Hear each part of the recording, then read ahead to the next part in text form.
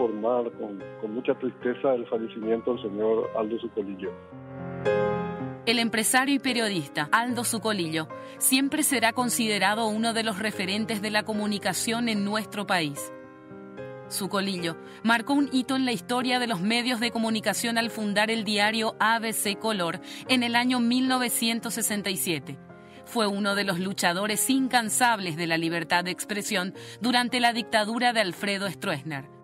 ABC Color fue cerrado un 22 de marzo de 1984 y Zucolillo fue encarcelado.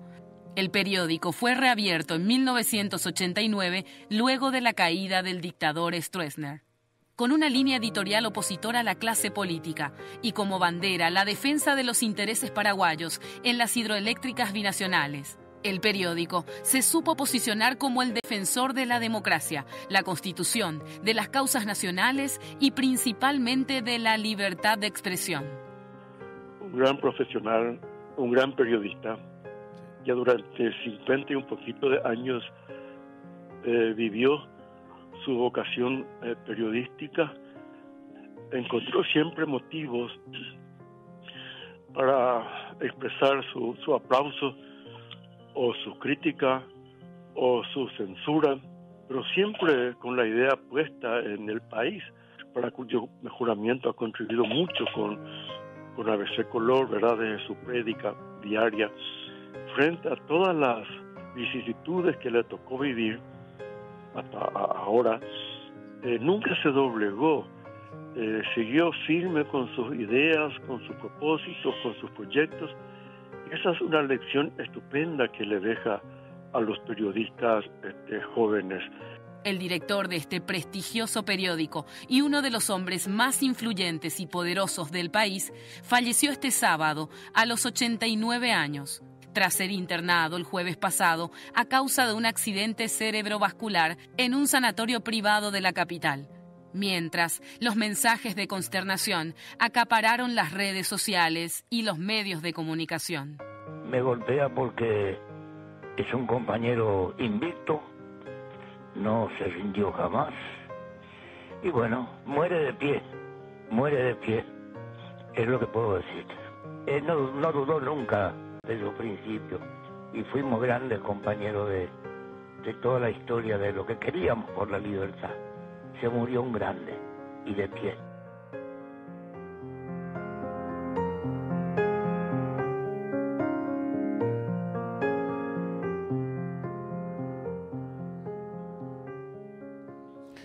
Muy buenas noches. Patricia, ¿cómo estás? Buenas noches. ¿Qué tal, Germán? ¿Cómo estás? Muy buenas noches a todos. Gracias por acompañarnos como siempre. Bueno, se fue Aldo Zucolillo, un grande del periodismo nacional.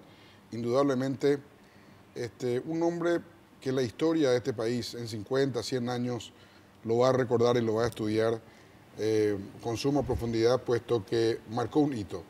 Hay un antes y un después para el periodismo nacional, con este señor que tuvo más de 50 años de vigencia con su medio escrito de comunicación y otros tantos con otro tipo de plataformas periodísticas, pero un importante referente en la historia del país. Trabajó hasta prácticamente, de hecho, hasta el momento que le agarró este ACB, hasta el momento que le agarró, estaba en su oficina, o sea, murió trabajando, como se dice, literalmente donde a él le gustaba, en la redacción de ABC Color, su diario, ¿verdad? Al pie del cañón, como dice el dicho, Patricia. Es así. Al pie del cañón. Roberto Sosa, ¿cómo estás? Buenas noches. ¿Qué tal, Germán? Gracias por la invitación. Buenas noches. ¿Qué tal, Patricia? Bueno, estamos en contacto desde su casa con Humberto Rubín. ¿Qué tal, Humberto? ¿Cómo estás? Buenas noches. Hola, Germancito. ¿Cómo están, querido? ¿Cómo están? ¿Qué sentiste cuando te enteraste, Humberto? No sé. Un golpe tremendo porque yo no tengo mucha compañía social, soy muy poco sociable, pero con él me unían muchas cosas. Mirá que era un tipo argel, vos también andás por ahí, pero un tipo argel íntegro. Solamente me acuerdo de los árboles mueren de pie y los grandes mueren de pie como acero. Un tipo extraordinario. Nos peleábamos, nos juntamos, nos uníamos, pero más importante sobre todo en él era la forma como defendía la libertad. No importa a quién le toque. si está bajo la mira de mis muchachos, me decía, aguantá. Y bueno, creo que todos sabemos lo que fue Acero y ojalá sigamos su camino, Germán. Ustedes tuvieron prácticamente el mismo tiempo, en tu caso fuera del aire y él fuera de la prensa escrita, Humberto, ¿verdad? No te entendí la pregunta. No, si estuvieron casi el mismo tiempo fuera del aire, en tu caso, y fuera de la prensa escrita. Creo que tuvimos 3 o 4 años fuera del aire y él también, sí. Bueno, ¿y cómo le recordás, Humberto? Contame anécdotas de él. Anécdotas. Mira, hay varios Sucolillos. Te aviso que no hay uno solo, hay varios Sucolillos. Un Sucolillo atleta, le encantaba saltar vallas impresionantes. Era un tipo llorón, a pesar de ser acero, inoxidable. Lloraba, se emocionaba. Y tenía como estandarte, no importa quién le caiga la libertad. Es decir, yo escribo y vos contestás. Te doy todo el tiempo del mundo, pero no me pida que saque una coma porque no voy a sacar. Y fuimos compañeros mucho tiempo. Patricia. Ahora, don Humberto, ustedes son personas con mucha experiencia, él era un compañero, pero aún así uno con toda esa experiencia siempre llega a aprender algo del otro. ¿Qué aprendiste de Acero Sucolillo, Humberto? Mira, una de las cosas que tenía Acero era muy terco, muy caprichoso, muy testarudo. De manera que sí, aprendí algo de las cosas malas de él y algunas cosas también que a mí no me hacían cambiar de opinión, hasta que me di cuenta que es muy importante decir, saber que tenés razón, saber que puedo estar equivocado, saber que a lo mejor esta no es la línea que la gente espera. Muchas cosas compartimos con Acero, desde la tortilla, desde los viajes, cuántos viajes hicimos al exterior y trabajando juntos. Y yo te digo, para mí es un motivo de orgullo. Incluso una vez me dijo, no voy a contar eso. No, ¿por qué? ¿Por qué, Humberto? ¿Por qué? No quiero. Contá, Humberto. Un poquito por lo menos. Un poquito. No quiero porque va a parecer una pedantería y una cosa que no quiero ser pedante, pero Humberto, él apreciaba mucho. Vos más allá del... El Paraguay, no voy a decir. Está más allá del bien y el mal, Humberto. Todo el mundo sabe que no sos pedante, que sos humilde, con lo grande que sos en el periodismo nacional. Te escuchamos, Humberto. Contanos. ¿El qué? Y contanos la anécdota que iba a contar. No. Dale, Humberto. Hice una tarea muy dura y me suspendieron en Antelco y había que hacer un pequeño estudio y rebajarme, irme junto a uno de estos líderes guaú del Partido Colorado a decir que me deje hacer micrófono otra vez. Y le dije, no voy a hacer porque es mi principio. Y me dice Acero, el Paraguay no es el mismo sin tu voz. Fuerte, ¿eh? Fuerte, pero tenía razón. Tenía razón, Humberto. Tenía razón. Humberto Rubín es un ícono también en el periodismo. ¿Alguna vez Acero te pidió algún favor para ayudarlo en lo que refiere al periodismo, Humberto? Algo que es lo que de repente... Muchas veces. Primero éramos pescadores los dos, nos encontramos en el interior. No, Acero, hay varios Sucolillos. Así como dice Acero, un tipo de Acero, era el fuerte, no tenía claudicaciones para nada. Hicimos mucho. La única cosa que nos diferenciaba, yo pescaba de fondo y él pescaba ahí al aire. Entonces cambiábamos dorado por surubí y nos peleábamos quién tenía el pescado más grande o más chico y nos sentábamos a comer juntos. O con querida Graciela, su esposa, cuando la radio estaba cerrada y el diario, compartíamos muchas cosas. Hemos llorado juntos. ¿Qué lloraban, Humberto? La impotencia, el saber que tanta gente dependía. Yo no sé cuánto ABC, nosotros éramos casi 150, digo. ¿Sabés lo que es quedar sin trabajo? Humberto, ¿y qué cambió con el periodismo la aparición de ABC Color? Primero la editorial. Acordate que no había editoriales, los diarios acá escribían gacetillas, pero no había la opinión, que es el editorial, de hecho por eso no está firmado, ¿verdad? el pensamiento y el espíritu del medio. Y sin editorial se vivió toda la vida, mirá todos los diarios. Después el tabloide, Sábana, un montón de cosas. Me acuerdo que íbamos al interior de la República cuando salía recién ABC y él mandaba un avión, así había 2 o 3 comerciantes, empresarios pescando para que le llegue a ABC. Pero ¿cómo puede llegar ahora si acaba de salir? Era un tipo de una férrea conducta. Bien Argel, te aviso, pero extraordinariamente. ¿Por qué decir que era Argel, Humberto? ¿En qué sentido era Argel? Muy Argel. Compartir con acero. Yo estuve en varias reuniones, estuvimos en Toronto, creo, una reunión de directores de medios. Me volvió loco. Yo tenía que comer lo que él quería, bañarme a la hora que él quería, despertarme a la hora que él quería. Si quería más pan, él le ordenaba. Yo era su secretario. Tremendamente Argel. Humberto, ¿alguna vez llegaste a enfrentarte con él por algún asunto importante que tal vez lo distanció en algún momento? Sí, en más de una ocasión,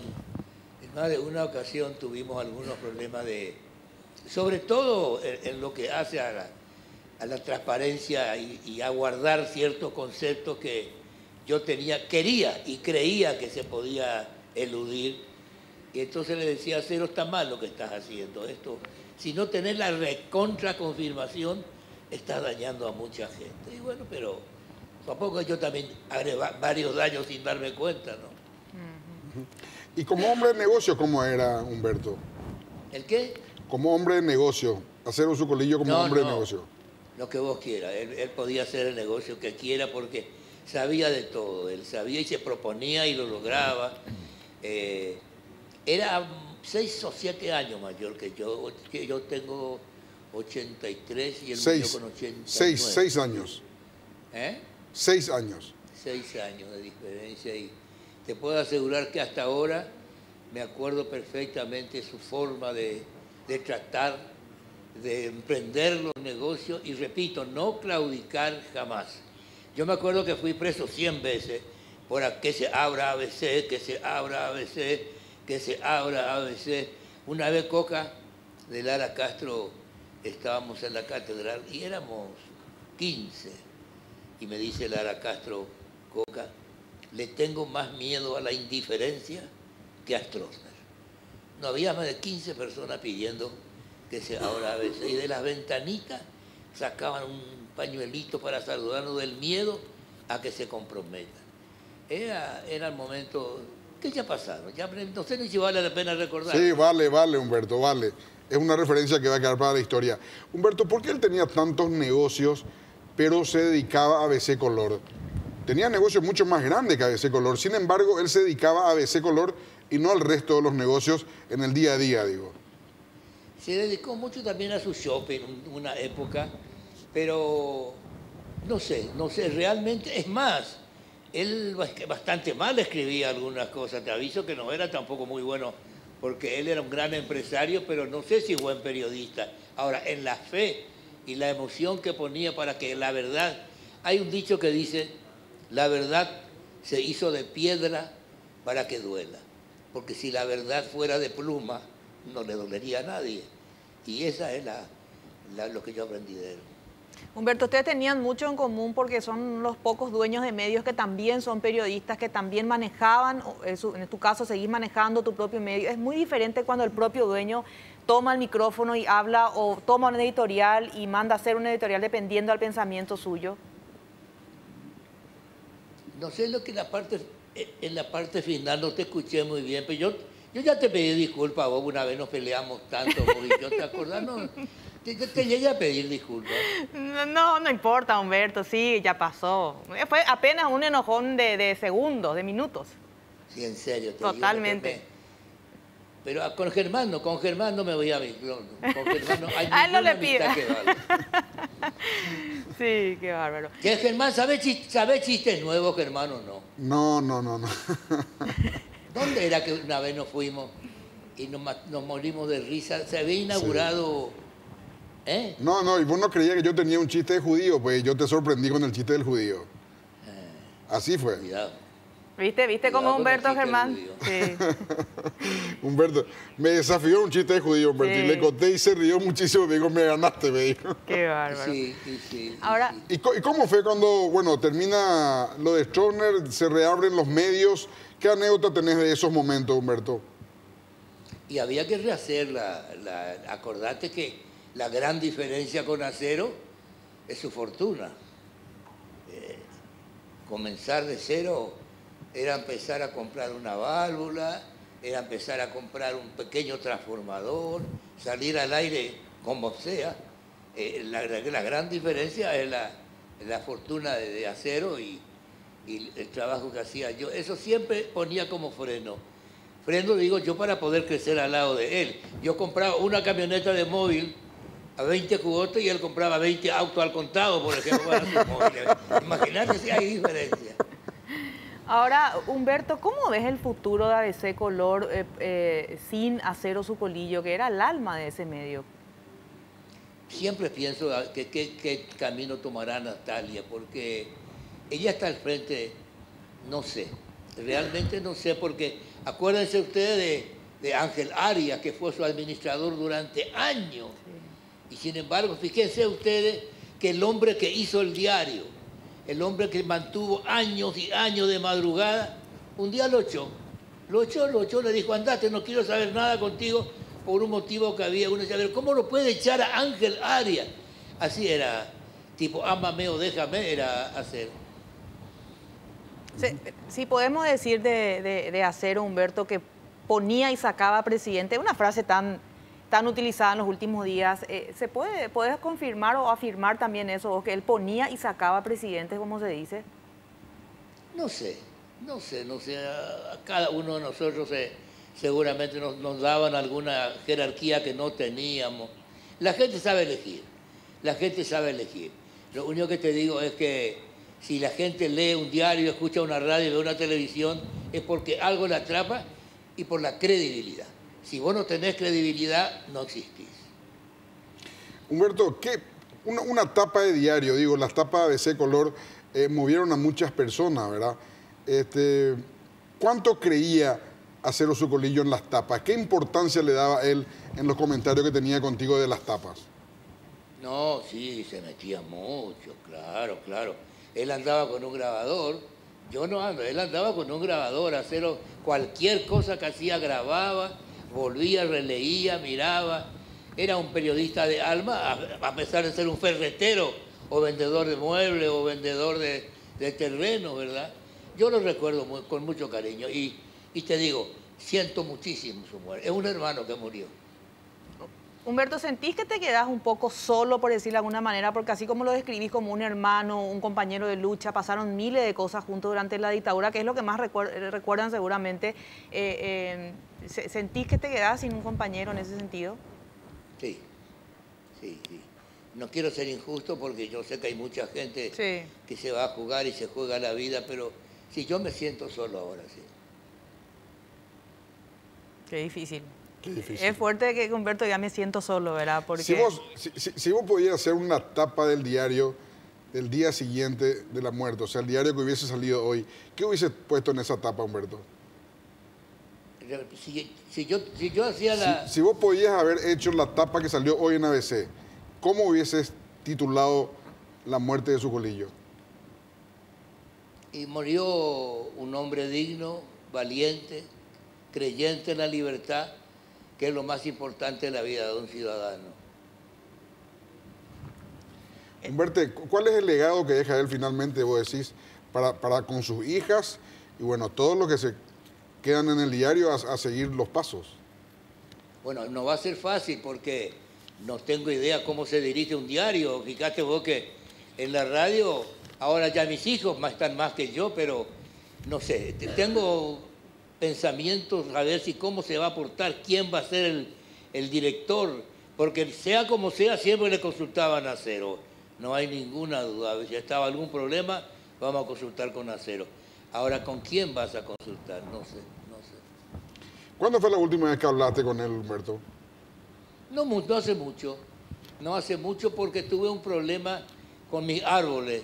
No sé quién me quiso que me hizo un lío ahí, dijo, no, no escribo más, no sé por qué, y le llamé a Acero y me publicó al día siguiente, Paraguay respira inmediatamente, no, y extraño todo. Yo creo que hay que tener en cuenta que como los árboles mueren de pie, así tenemos que morir nosotros. Humberto, ¿crees que ciertos políticos están contentos con la ida de Acero? Sí. Muchos colegas seguramente estarán pensando, bueno, por fin vamos a pasar y... No sé, a lo mejor estoy equivocado, pero no sé. Sí, es probable que mucha gente esté, sí. ¿Algunos políticos que puedas nombrar que crees que están contentos? No. ¿No te animas? No, porque son muchos por otro lado. Muchos y muchas. No. Una lista larga, don Humberto. Sí, una lista, una larga lista, pero hay algo que es inevitable, ¿no? No claudicar jamás. Eso es lo más importante. Duela cualquiera sea el costo, decir siempre la verdad. Eso es lo que tenemos que hacer. Humberto, si vos ya sabías, juguemos un poco con lo que es la magia, ¿verdad? Del pensamiento que él iba a irse, que él ya no iba a estar, y tenías la oportunidad de estar con él un día antes, ¿qué le dirías? ¿Cómo despedida? Es muy difícil tu pregunta porque no sé. No hablábamos mucho, está claro, no hablábamos mucho, pero él tenía un... Metele. Cuando vos le decías algo, metele, no retrocedas nunca. No sé qué haría con él, porque nunca fuimos así tan... Yo no tengo muchos amigos, compañeros así, sí, pero camaradas, por así enfrentados a este estronismo salvaje, fue mi gran compañero. Que es la lucha más importante finalmente de todo lo que fue... Debe ser, sí. La verdad se hizo de piedra para que duela, siempre digo, por eso es que no son los muertos los que en dulce calma la paz disfrutan de la tumba fría. Muertos son los que tienen muerta el alma y viven todavía. La vida no es la vida que vivimos, la vida es el honor, es el recuerdo. Por eso hay muertos que en el mundo viven y hombres que viven en el mundo muertos. Muy bien, maestro. Qué grande. Yo no voy a poder memorizar eso que él dijo recién, por ejemplo. Mira la memoria que tenés, Humberto. ¿Cuál es el principal enemigo hoy de la democracia si ya no tenemos una dictadura tal cual, verdad? La corrupción. Es demasiado grande, ya no es de moneda, es de chequera bien grande y cualquiera. Yo suelo decir que una mujer tiene dos precios, un beso o un cheque. Y entonces uno dice, no te voy a poner a poner ese lío, no sé, porque ahora mejor querer las dos cosas. Pero hay muchas cosas en la vida que hacer y no perder la dignidad. Yo eso es lo que les pido a mis compañeros, no perder la dignidad porque ahí sí que estás liquidado. Totalmente. Humberto, hoy con el periodismo digital, vos decís, él fue un avanzado en su época, ya en el año 96 puso el ABC digital para leer en internet, así que se adelantó un poco a su tiempo, pero los desafíos son aún cada vez más grandes. Hoy hay profesiones que hace 6, 7 años no existían directamente, hoy hay empresas que hace 10 años valían $1 millón y hoy valen 60.000 millones de dólares. Es decir, ¿cómo actuaba él ante todo este desafío? ¿Qué te decía Acero Zucolillo de todo este desafío?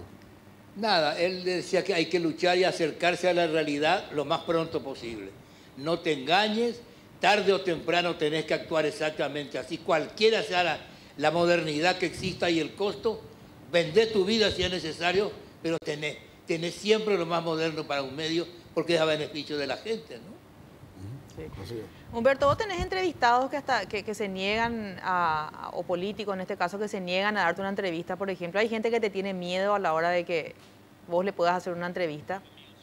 Hay mucha gente, sí, hay mucha gente que... ¿Sabes lo que digo? Que demasiado larga ya esta nota, estará en otro lado, ya no quiere escucharme más. ¿Sabes por qué, Humberto? ¿Te puedo decir algo? ¿Sabes por qué seguimos? Porque tenemos el minuto a minuto y está altísimo el rating. Así que vendés, Humberto, así de sencillo. Me están explotando. Sí, lastimosamente no te puedo mostrar, Humberto, pero acá está la realidad. Acá está la realidad. No, y así, el mundo moderno, Humberto, el mundo moderno. En línea. Que no estoy viendo ahí. Acá está. Ese es el minuto a minuto y el rating está muy alto. Así que la gente te quiere, Humberto, y te quiere escuchar, sobre todo en un momento tan delicado como este, ¿no? Bueno, es bueno que la gente te aprecie. Uno trabaja para eso y es bueno. Si es verdad eso, ojalá sea. ¿Por Bueno, qué el chao, enfrentamiento? No, Humberto, ¿por qué el enfrentamiento tan grande entre Sucolillo y Calé? ¿Te comentó alguna vez Sucolillo?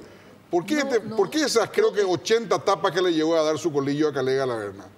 Hoy estaba hablando con Gloria justamente, digo, de esos momentos en que era lapidario ABC con Calé, lapidario, y yo en el medio. Y vos en el medio, por Calé es otro de los que quiero muchísimo, con todo su pro y su contra. Imagínate en el medio de Sucolillo y de Galaverna. Casi soy un héroe, ¿será? ¿Y por qué ese enfrentamiento? ¿Qué te decía Sucolillo, Humberto? No soportaba. Yo no hablaba nunca fuera del diario con Acero, así que no, es muy difícil. Yo lo único que te digo es que con la verdad, como aquel dicho famoso, no ofendo ni temo. Y eso es lo que tenemos que seguir nosotros. Ni ofendemos ni tememos si estamos diciendo o lo que creemos que es la verdad. ¿Cómo hacía Humberto para manejar eso? Tener una amistad interesante con Galaverna, también con Sucolillo. Vos te quedabas en el medio, ¿verdad? ¿Cómo hacía para manejar eso? Porque seguramente cada uno te llegaba con sus respectivos reclamos, ¿no? ¿Sabes qué inteligentemente no me han planteado nunca una situación, nunca me han planteado una situación así? A lo mejor más inteligente que yo, sabían perfectamente cuál era mi pensamiento. Nunca se me planteó un poco, pero me sentía incómodo, sin duda me sentía muy incómodo, las barbaridades que decían de Calé. Y yo me acuerdo que Calé trabajaba conmigo, fue el primer vendedor de libros y ganaba 1.500 guaraníes por cada libro. Así comenzó Calé y así hasta ahora lo reconozco. Humberto, ahora sí te dejamos descansar, muchas gracias, mañana temprano como todos los días. Muchas gracias por el contacto. Sabemos que no te gusta dar este tipo de entrevistas, pero creíamos que la ocasión era importante, así que te agradecemos mucho que accedas a esta entrevista, Humberto. Muchas gracias. Niña, un besote para vos. Gracias. Chao. ¿Qué dijo Humberto al final? Un besote. Ahí le escuché bien porque me estaban hablando. Un besote, Humberto. Muchísimas gracias por esta nota. Chao, corazón. Chao. Gracias. Así hablábamos con Humberto Rubín desde su casa. Roberto Sosa, vamos a hacer una breve pausa, Roberto, ¿sí? Sí. Y volvemos contigo. Perfecto. Breve pausa y continuamos.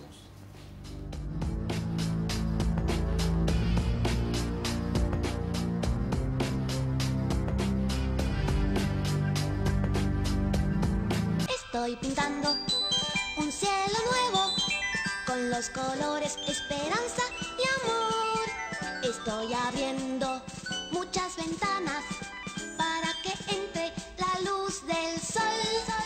Estoy pidiendo que todos pinten una sonrisa con mucho amor.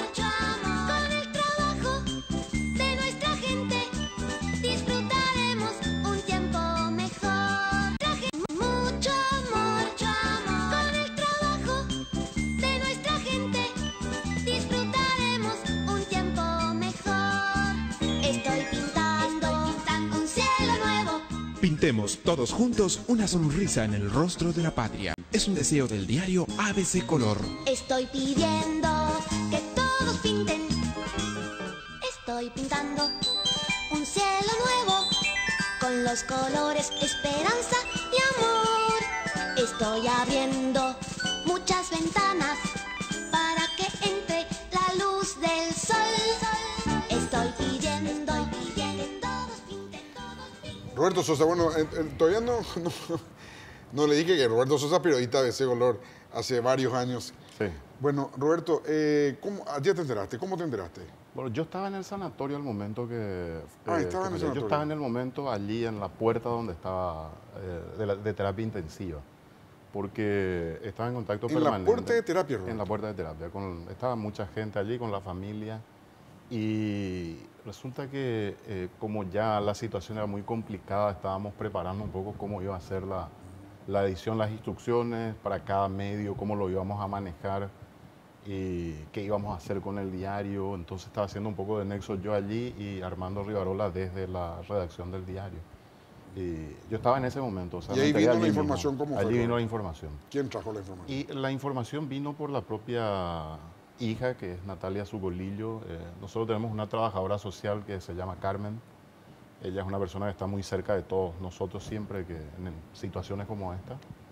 Y ella fue la que nos comentó que ya había fallecido Aldo Zucolillo. Entonces hablamos con Rufo Medina, inmediatamente llamamos a la radio y Rufo da el aviso ya oficial de lo que había ocurrido. Pero estaba allí en ese momento. Había muchos periodistas, Robert, afuera del sanatorio. Me contaron que había casi igual cantidad de familiares o más inclusive los periodistas que estaban. En el momento del fallecimiento no había mucha gente. No, no me refiero en general, sí, al todo lo que fue el tiempo que estuvo. Sí.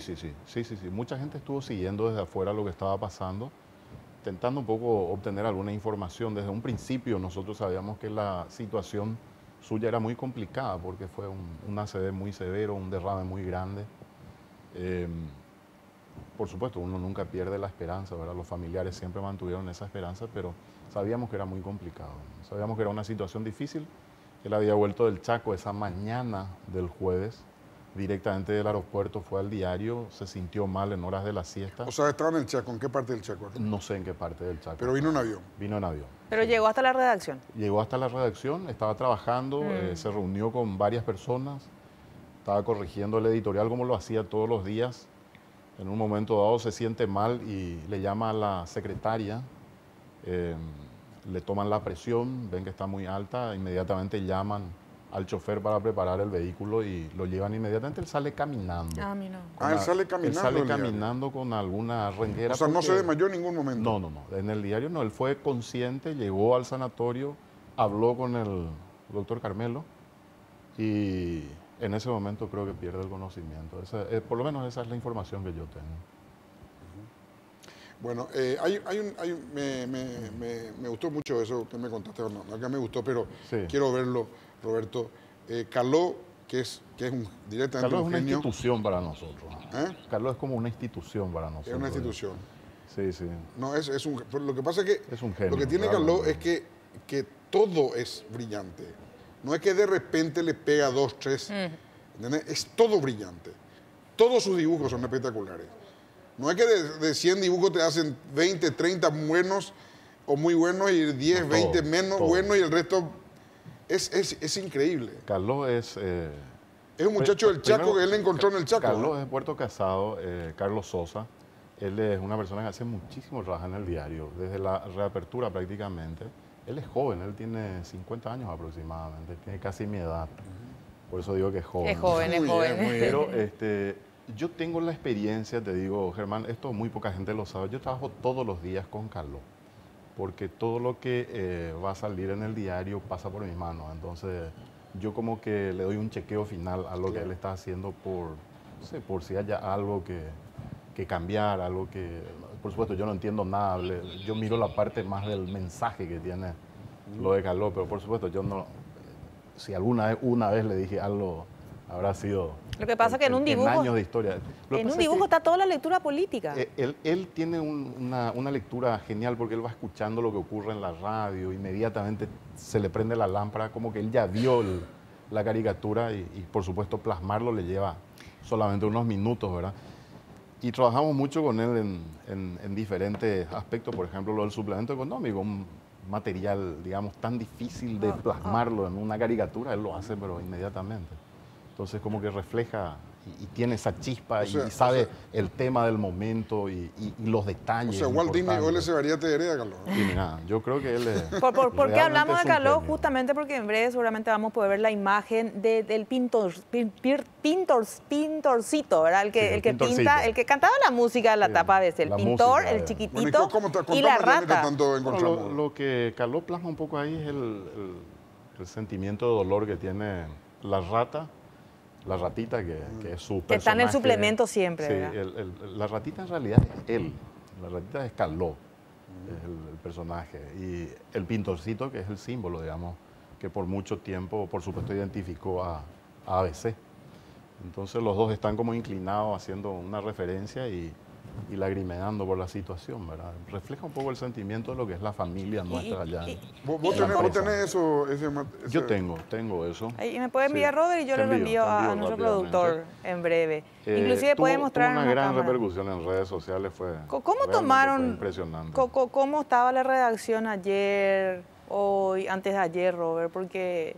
Y realmente una tristeza tremenda, Patricia, porque el director, Aldo Zucolillo, era muy cercano a todo el personal. O sea, vos le preguntaste a Humberto por qué tanto amor a ABC dentro de tantas empresas que él tenía, ¿no? Porque hay que decir que el conglomerado ABC está compuesto por más de 20 empresas, creo que son 25 aproximadamente, si no más incluso.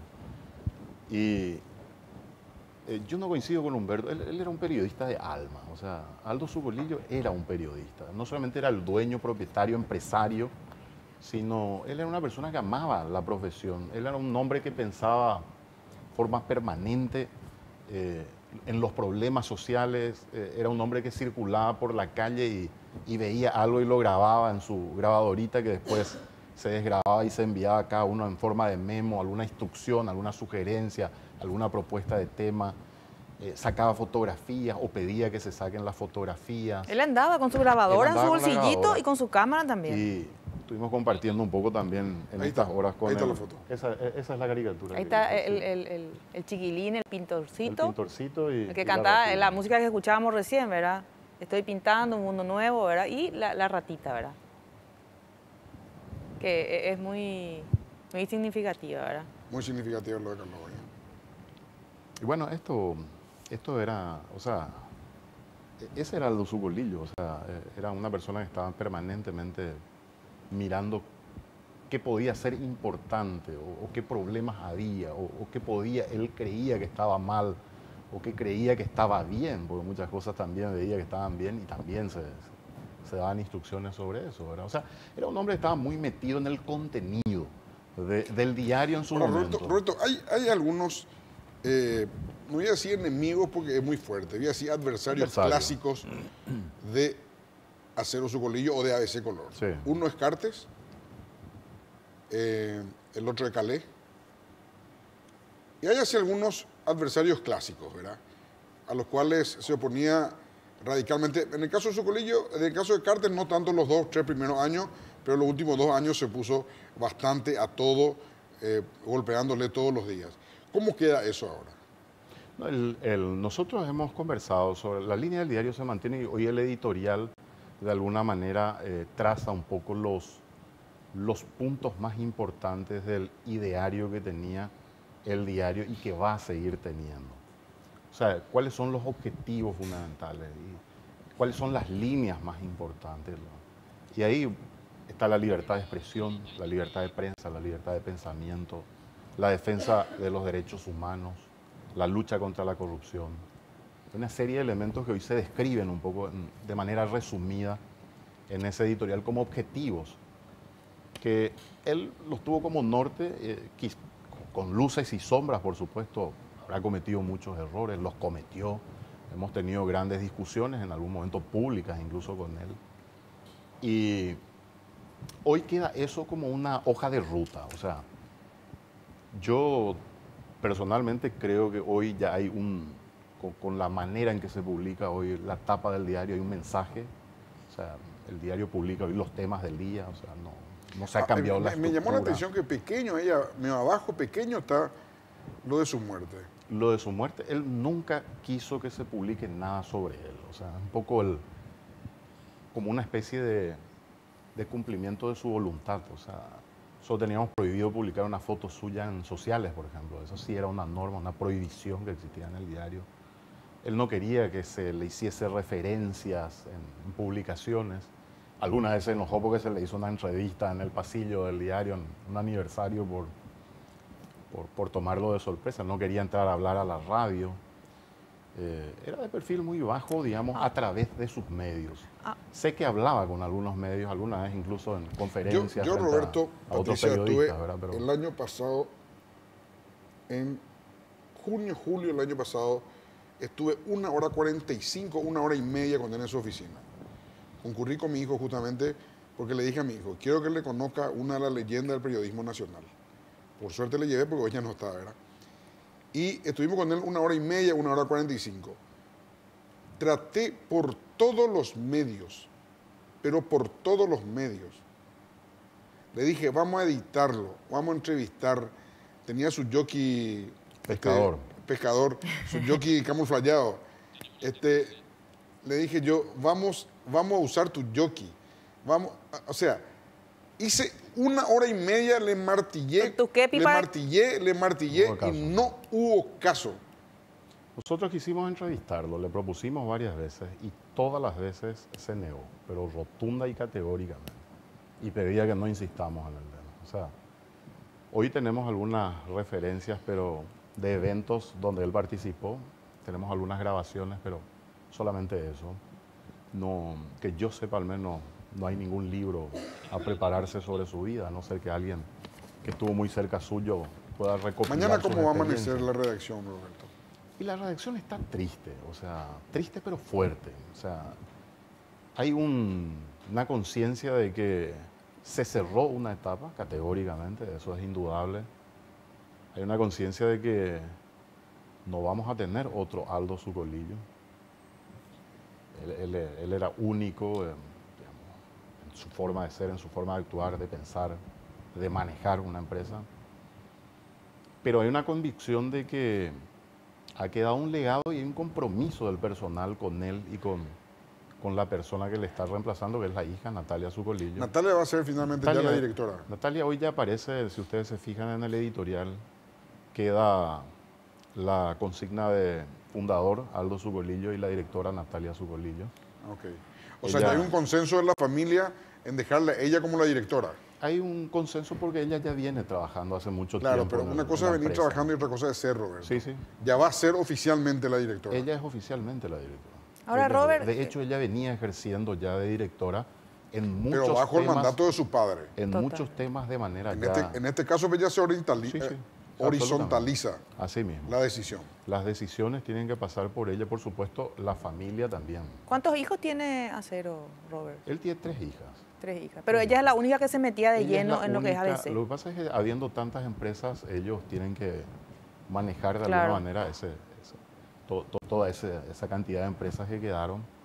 Pero Natalia Zucolillo es la que hace tiempo ha venido acompañando a Aldo Zucolillo en todas las tareas, desde los detalles más mínimos hasta las decisiones más importantes, donde participaba ella justamente con su padre. Y Robert, le queda también una gran responsabilidad en lo que refiere a la humanidad, en el sentido de que hablaba yo con algunos colegas de ABC ayer y me decían, algunos estamos muy preocupados porque Acero, por ejemplo, cuando uno de ellos enfermaba o algún familiar fallecía, él mismo se encargaba de preguntarle qué tal estaba, de que se le ayude a ese periodista. Y como que queda mucha responsabilidad para ella para seguir con esa línea, porque así están acostumbrados los periodistas ahí, ¿verdad? Esa es como un compromiso que queda, ¿verdad? Para ella, porque en realidad el director tenía un trato muy personal, como vos decís, él se interesaba de todo. Vos ibas a comprar una casa, él se interesaba de qué tipo de casa, dónde, te preguntaba cuánto ibas a pagar para ver si estaba bien, estaba mal. Y se interesaba por el personal que estaba alejado, por los corresponsales. Les llamaba en forma permanente, preguntaba por ellos. Pero queda ese compromiso que dice Patricia, que no es fácil, es una forma de gobernar una empresa. O sea, y él tenía una forma muy particular de gobernar sus propias empresas, y en este caso, mucho más particular, la empresa ABC. Entonces, no va a ser fácil, o sea, son diferentes personas, diferentes tipos de liderazgo. Entonces, Roberto, bueno, nosotros le deseamos el bien a usted, obviamente. Bueno, tienen que seguir, inclusive mejorar, ¿verdad? Tenemos un gran compromiso, no es fácil. No es fácil. La otra vez leí, Patricia, que el 20% de las empresas que están hoy en el mercado no van a estar en 10 años. Cada 10 empresas que están hoy en el mercado, en 10 años, 2 no van a estar directamente. Y van a haber nuevas empresas, que es lo que está viendo cada rato con el proceso tecnológico que... Nuevas profesiones también. Exactamente, nuevas profesiones. Bueno, muchas gracias, Roberto. Gracias por la invitación. Muchas gracias. Bueno, y acá nos estamos deleitando con Rixofan, gastronomía, servicio de eventos gastronómicos, servicio de buffet, servicio de catering, elaboración de bocaditos dulces y salados. María Auxiliadora 2541 Villa Lisa, Asunción. El teléfono es el 525-366.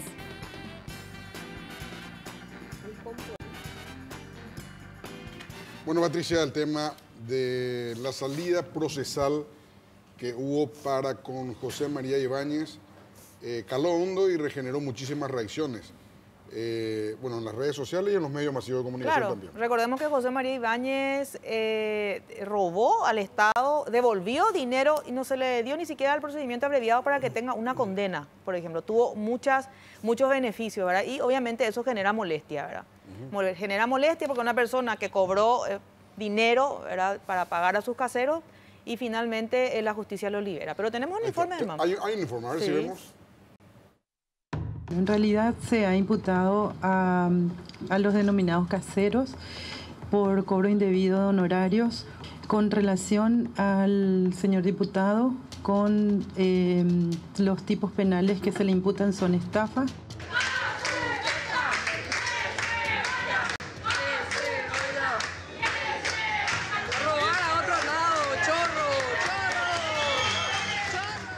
El diputado José María Ibáñez fue descubierto en el 2014 haciendo uso indebido de sus influencias y junto a funcionarios cómplices logró ser la parte más importante de la pirámide que formó, donde también estaban involucrados sus ya famosos caseros que trabajaban en su casa quinta ubicada en Itagua, pagados con dinero público. La acusación data del 30 de junio del 2014, donde los 3 caseros fueron acusados por estafa, cobro indebido de honorarios y uso de certificados sobre méritos y servicios de contenido falso. La secretaria de gabinete, María Liz Gutiérrez, fue acusada por cobro indebido de honorarios, expedición de certificados sobre méritos y servicios de contenido falso y frustración de la persecución y ejecución penal, mientras que la esposa de Ibáñez, Lorena Plaps, fue acusada por estafa. Por 4 años hemos presenciado varias versiones de los mismos caseros, audiencias postergadas y suspendidas, la traba por meses del expediente, las medidas alternativas a la prisión para los involucrados y, de parte del legislador, admitir el error y no la culpa. Fui al Ministerio Público a presentar una propuesta. En ese momento hice algunos reconocimientos como ciudadano, como ser humano, pero en ningún momento me referí a asumir la culpa. Eso es importante que ustedes tengan en cuenta.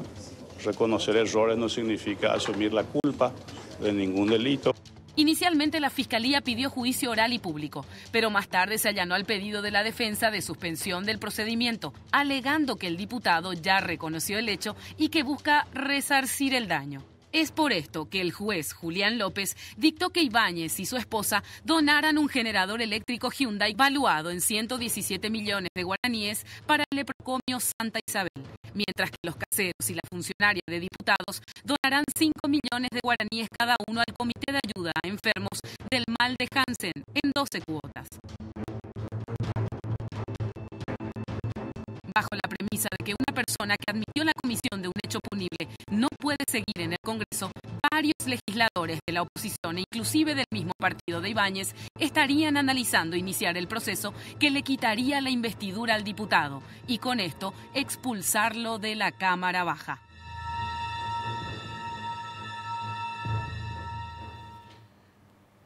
Vamos a saludar ya a la diputada Katia González. ¿Qué tal, Katia? ¿Cómo estás? Buenas noches. ¿Cómo estás, Germán, Patricia, acá los colegas también y a la audiencia? Abogado José Casaña Levy, ¿cómo estás? Buenas noches, Germán. Gracias, Patricia, también, al colega y a Katia. Abogado Hugo Vera, ¿cómo estás, abogado?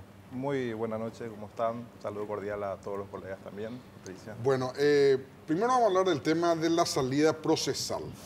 Luego le vamos a preguntar a Katia de qué planes, su propuesta para pérdida de investidura en la Cámara de Diputados. Pero primero la salida procesal, José. ¿Por qué? ¿Está bien lo que se hizo procesalmente hablando o no? Yo creo que no. Yo creo que está mal lo que se hizo porque más allá de que se pueda obviamente decir que la Fiscalía tiene esa facultad de, entre comillas, negociar procesalmente con los imputados, técnicamente no es sostenible. Voy a explicar brevemente por qué, ¿verdad? Con todo mismo sencillo, por favor. Sí, lo más sencillo posible. Resulta que la suspensión condicional del procedimiento está prevista para casos insignificantes, menores, ¿sí? Incluso se remite al Código Penal, y en el Código Penal cuando nosotros miramos dice condena de 2 años, ¿sí? Es decir, está referida a ese tipo de hechos. Lo que nosotros acabamos de escuchar y lo que yo leí, el Ministerio Público le acusó a él, ¿sí? Y le acusó por 3 hechos. O sea, tenía todas las pruebas para irse a juicio oral, y el Código Penal dice que cuando uno tiene esa cantidad de delitos, estafa, producción de documentos, etcétera, en un juicio la pena puede llegar incluso a 7 años y 6 meses. Entonces, por eso es que no es lógico que el Ministerio Público, teniendo toda la evidencia, habiendo acusado, se allane a un pedido y retire su acusación. Por eso que técnicamente tampoco es correcto, ¿verdad? Para vos, Hugo, ¿es correcto lo que se hizo a la Fiscalía o no? Bueno, primero hay que aclarar una cosa. Yo no tuve conocimiento del expediente, por eso hablar de correcto o incorrecto para mí sería muy audaz, ¿verdad? Lo que sí te puedo hablar del Instituto de la Suspensión Condicional del Procedimiento, que sí, efectivamente, el artículo 21 del Código Procesal Penal habla de que se le aplica a, digamos, situaciones en donde la valoración de la pena, la expectativa de pena no es demasiado elevada, y en ese caso se aplica por una cuestión de economía procesal. Ahora, de que haya corrección o no, es una cuestión que solamente podemos saberlo mirando el expediente. Sería muy irresponsable decirte de que no reúne las condiciones porque no conozco a ciencia cierta, pero sí, claramente el instituto se aplica para cuestiones en donde no se espera una expectativa de pena muy elevada. Pero lo que está publicado en la prensa, Hugo, que eso sí sabemos todos, ¿está bien o no lo que se hizo? No, mire, yo soy decano de una universidad, de una facultad de Derecho, y hablar con lo que publica la prensa es absolutamente irresponsable. Mire, hay una cuestión, y no lo tomen a mal, ¿verdad? No lo tomen a mal, porque hay una institución que justamente causó muchos estragos a la civilización occidental, que se llama la provocatio ad populum, es decir, provocar al pueblo. Es decir, los intereses manejados en forma demagógica, es decir, un grupo de personas que manejan medios o manejan redes, etcétera, dibujan una situación que puede ser una falacia y como puede ser también cierto, y en base a eso no se puede sacar, al menos técnicamente, ¿verdad? Ahora, abogado, pero usted escuchó que José María reconoce lo que hizo y justamente por eso se le aplica la suspensión condicional. O sea, él reconoció que sacaba dinero de la Cámara de Diputados y con ese dinero pagaba a personas que tenían que estar trabajando en su oficina, sin embargo estaban en su casa. O sea, él reconoció, y también los propios actores, ¿verdad? Por eso nomás la insistencia de que, ¿por qué no un procedimiento abreviado, por ejemplo? Bueno, hay que aclarar una cosa. El código, nuestro modelo penal, no permite la confesión. Es decir, una cosa es reconocer un hecho y una cosa es reconocer la culpabilidad.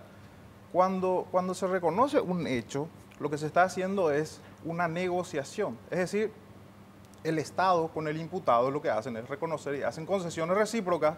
Se reconoce un hecho a los efectos de reparar un daño. Esto no quiere decir que se reconoce una culpa, por lo contrario, tendría que haber una sentencia. Es decir, lo que se aplica es una suspensión del proceso. No hay sentencia, no hay una condena. Por eso justamente la crítica, Germán, de que no hay el procedimiento. ¿Cuál es la diferencia entre reconocer el hecho y ser culpable? O sea, reconozco el hecho, pero no soy culpable. Claro, el hecho, por ejemplo, de que existió un hecho punible, pero quién lo cometió es otra discusión. ¿Quién ha cometido ese hecho? Es una discusión que se va. No, pero lo que admite es lo que se le imputa, no es que admite cualquier cosa. Admite que se le imputó ese hecho. En este caso no solamente se le imputó, está acusado. O sea, hay prueba para juicio acá, no es que solamente se sospecha. Yo entiendo, eso es lo que nos cierra, ¿verdad? Claro, yo entiendo, pero estrictamente a lo técnico, yo no te puedo hablar de figuras retóricas, Casañas Levy o cualquiera. Eso es una cuestión subjetiva. Lo técnico, el instituto técnico, es de que no se puede reconocer una culpa en un proceso penal porque eso es ilegal. Nadie puede ser obligado, ni mucho menos no se puede usar. ¿Por qué? Porque el derecho penal es de orden público. ¿Qué quiere decir eso? Al Estado le interesa realmente saber quién es el culpable, porque yo puedo confesar que soy autor, soy autor de un delito, pero le estoy encubriendo puede ser a mi amigo, puede ser a mi hermano. Entonces, no se toma como válido. A eso voy. Claro, lo que pasa es que en este caso se sabe bien pues quién es el culpable, siendo que él le tenía en su casa trabajando a los tres. O sea, él no puede decir quién será que le trajo a esta persona acá. Él los llevó a los tres. Bueno, eso desde el punto de vista extrajurídico, ¿verdad? Claro, el debate está, eso yo no puedo decir si ocurrió o no ocurrió. Yo me refiero estrictamente a lo jurídico, ¿verdad? ¿Katia? No me queda claro eso. No, es que lo que pasa es que hay una confusión nomás de parte del doctor. La imputación y la acusación es sobre hechos, no es sobre una cuestión ideal, ¿sí? Es sobre hechos. Usted le hizo contratar a 3 personas que finalmente no trabajaron, cobraron, usted se fue y llevó un cheque y cobró, que le dio el presidente, su señora cobró y retiró no sé qué cosa. Esos son los hechos. Y esos hechos, él y el resto dijo, sí, es cierto, esos hechos ocurrieron. Así nomás, no hay mucha complicación acá técnica. No, es que yo estoy confundido. Lo que pasa es que la interpretación que ustedes le dan es política. Yo estoy dando una interpretación técnica. ¿Qué parte es política? Dígame usted si es que se admite la confesión en un juicio. Pero Dígame no es confesión de lo que estamos hablando, de admisión de hechos. ¿Y qué es eso está en la suspensión condicional y está en el procedimiento abreviado. La cuestión es por qué el Ministerio Público, y eso es lo que nosotros como sociedad tenemos que preguntarnos y preguntarle al Ministerio Público. ¿Por qué el Ministerio Público, si tenía pruebas en un caso de corrupción pública, retira su acusación, admite la suspensión condicional, no hay ninguna consecuencia para la persona, a pesar de que admitió el hecho? ¿Por qué no jugó al menos al procedimiento abreviado? Aún siendo discutible eso, ¿verdad? Si podía llegar a juicio. Porque es cierto, yo le escuché a la fiscal Acuña y le tengo que dar la razón en eso. Hay veces que se llega a juicio, se le condena y después se extingue. Perfecto, eso puede ocurrir. Entonces, siendo así, ¿por qué se opta por lo más leve? Entonces la confusión del Ministerio Público no mía, doctor. Hay que aclarar, yo no estoy confundido. O sea, que ahora que usted quiera es que la confesión, la confesión no tiene nada que ver. El hecho y otra cosa es la admisión. Pero la confesión no estamos hablando de la confesión. Pero y admitir el hecho que es. No es confesión. Eso no es una confesión. La confesión es una figura técnica que no tiene nada que ver acá, ¿verdad? No es eso de lo que estamos hablando. Por eso aclaré desde el comienzo que se separa el hecho de la culpa. Porque si yo admito la culpa es otra cosa, doctor. Y sí, y a eso vamos. Eso es lo que estoy explicando. Yo no estoy confundido. Una cosa es el hecho y otra cosa es la culpa. Yo creo que no. Está bien. Vamos a ver el video. ¿Te queda claro? No, a mí me queda claro que él aceptó que contrató 3 caseros, 3 personas para trabajar en la Cámara de Diputados y él mismo los lleva a su casa. Eso nadie puede decir, yo no conozco, yo no vi, yo no conozco el expediente. Me parece tonto decir eso porque todos los vimos. Y encima sale y él habla y dice, reconozco todo esto, ¿verdad? Vamos a ver inclusive esa parte. Yo hablé lo que tenía que hablar. Yo hice mi expresión en su momento cuando fui al Ministerio Público a presentar una propuesta.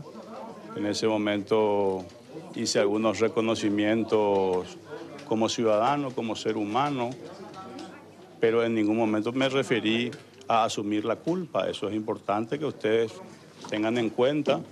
Reconocer errores no significa asumir la culpa de ningún delito, por lo tanto es importante que eso quede bien claro también. Mis abogados... ¿Renunciar o no? Claro, yo pido perdón a la ciudadanía porque son hechos que generan desconfianza. Ahora, José, lo que no me queda claro es, ¿la fiscal podía haber hecho esto sí o no? ¿Qué cosa? ¿Y lo que hizo? No, yo creo que técnicamente es un error, porque los 3 delitos que le acusa son delitos que, si vos tenés en cuenta el artículo 70 del Código Penal, te dice, en estos casos, si vos te vas a juicio con pruebas, le pueden llegar a condenar a 7 años y medio. Entonces, ¿cómo llega a la conclusión de que puede aplicar la suspensión condicional que dice que solamente hechos con pena hasta 2 años? ¿Cómo llega a esa conclusión? Ahí está el error. Con pena hasta 2 años. Sí, categórico. Taxativo. El artículo 44 del Código Penal, claro. Un caso específico, Germán. Decime cómo... 44 del Código Penal. Bueno, sigan hablando, yo voy a buscar. El caso específico, Germán, para tener en cuenta. Perlita, la hija de Perla. Ella siguió el procedimiento abreviado. Le condenaron a Perlita porque las pruebas estaban ahí. ¿Por qué a Dani no se le condena? Y a Perlita Paredes, creo que era el apellido de la hija de la exdiputada Perla Vázquez, sí se la condenó. En el procedimiento abreviado, utilizando el artículo que creo que es el 420, el doctor me va a corregir. Sí, 420 Código Procesal Penal. Claro, el Código Procesal Penal. Sí, en eso yo creo que estamos totalmente de acuerdo, porque se eligió mal el instituto. Por eso yo me remito a la cuestión estrictamente objetiva. Yo no vengo a defender la Ibáñez, ni mucho menos. Acá lo que estamos hablando es que si se quiso llegar a una condena, eligieron mal el instituto. O sea, que eligieron un pésimo instituto para los fines que buscan, porque no lo van a condenar porque se suspende el procedimiento. Ahora, que lo haya hecho mal o lo haya hecho bien, es una cuestión que yo no conozco a profundidad, nada más que a eso hacía referencia al rato. Katia, ¿cómo está el tema en la Cámara de Diputados? Porque habla justamente el artículo 201 de la Constitución Nacional de la pérdida de investidura, ¿verdad? Y en este caso, ¿corresponde o no corresponde? Mira, Patricia, la cuestión para que la gente tenga está color de hormiga, ¿verdad? Está vigente la ley 6039, recientemente promulgada por el Ejecutivo, que establece una serie, es la más conocida como la ley de autoblindaje, alguna gente en redes le puso autobandidaje, ¿verdad? Pero realmente esta ley habla de que la iniciativa de la pérdida de investidura requiere la concurrencia de una cuarta parte de la Cámara a la cual pertenece la persona, lo que nos lleva, digamos, a un obstáculo legal en este momento porque necesitamos 20 diputados, ¿verdad? La Cámara tiene 80, necesitamos 20 diputados para introducir la solicitud de pérdida de investidura. Con esas 20 firmas, la presidencia está obligada a llamar a una sesión extraordinaria y a tratar el tema en una sesión especial en donde se le da al acusado, en este caso, porque este es un instituto constitucional en donde los pares nos constituimos en una suerte de jueces.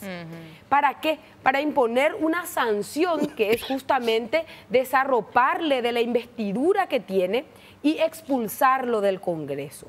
Este instituto, ¿verdad?, que tiene, digamos, raigambre constitucional, lo que trata es de preservar la honorabilidad de la Cámara de Senadores y esa legitimidad que, que debe mantenerse, digamos, de cara a una legislatura responsable.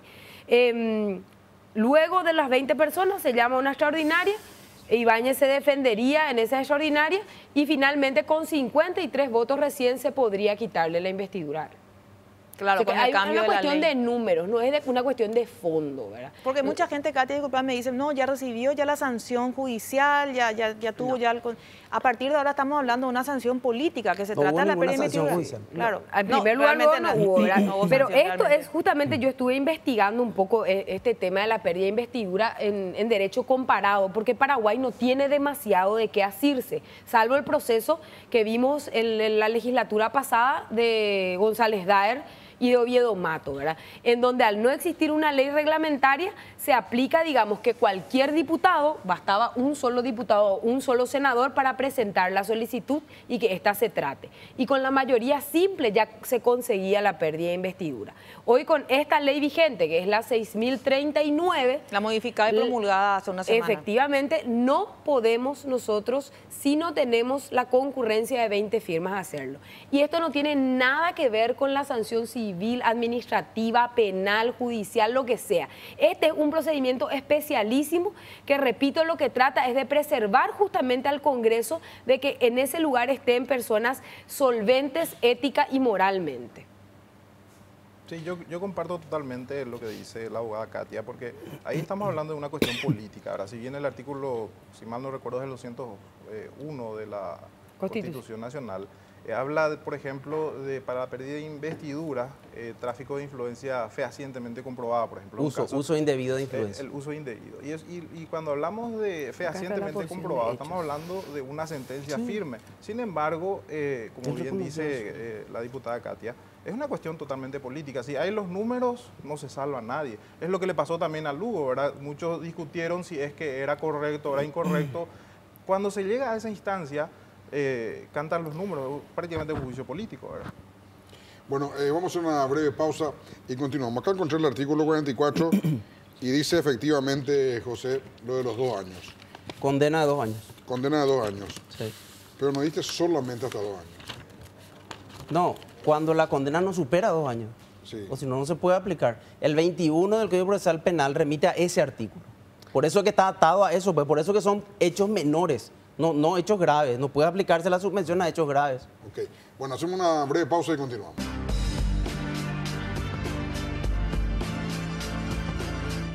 Bueno, Katia, ¿qué van a hacer en la Cámara de Diputados? Bueno, ¿O qué pensás hacer vos?